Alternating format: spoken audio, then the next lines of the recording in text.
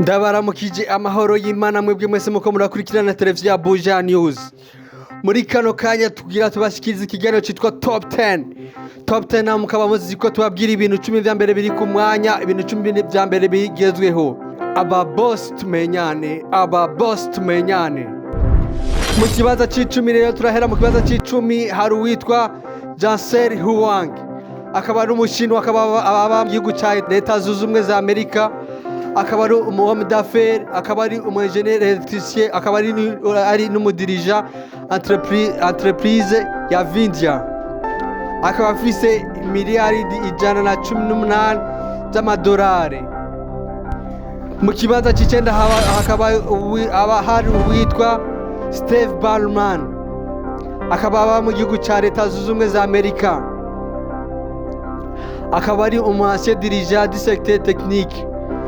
Azwi kuri PDG ya Microsoft ya 2014.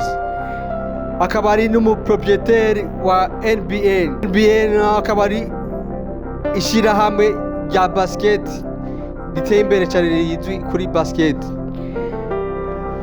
Akaba afise amahera angana ku miliyaridi 124 z'amadolari.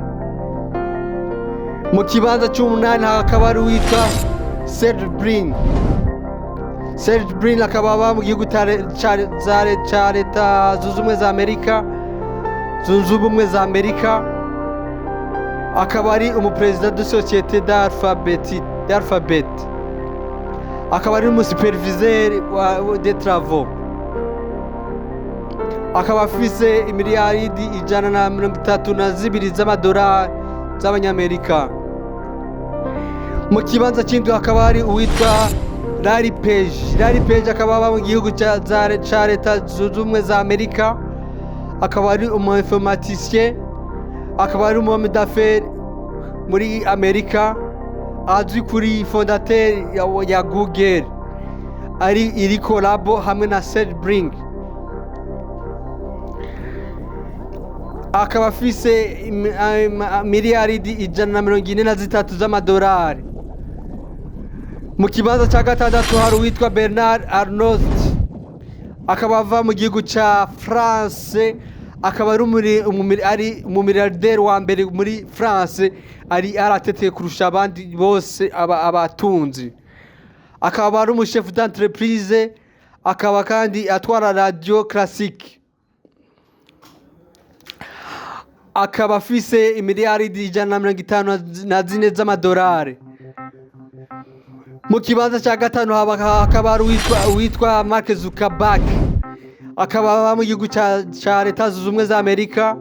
Akaba ari umufondateur, akaba ari n'umuperezida wa PDG de Meta, azwi kuri suno ya Facebook.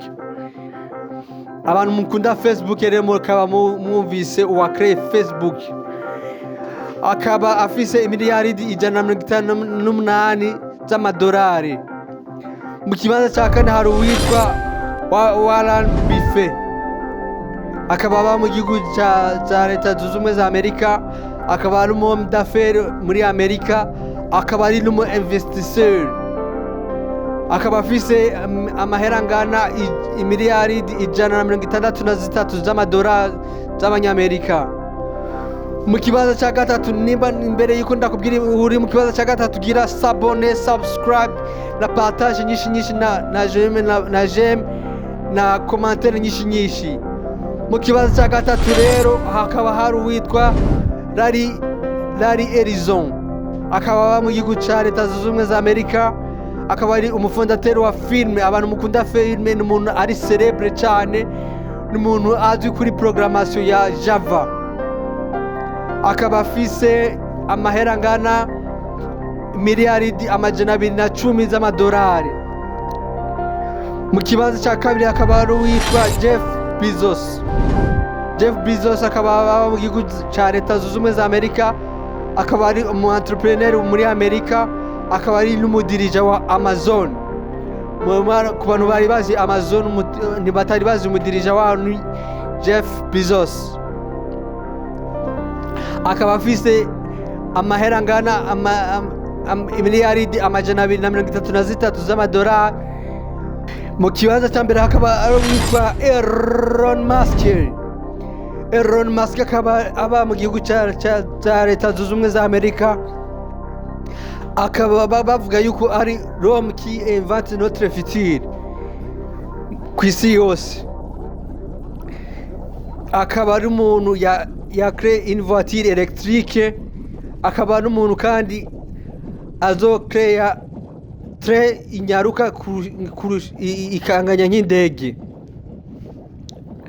Akaba afise imiliyaridi zingana amajana 421 n'amadolari n'imiliyoni 2 z'amadolari.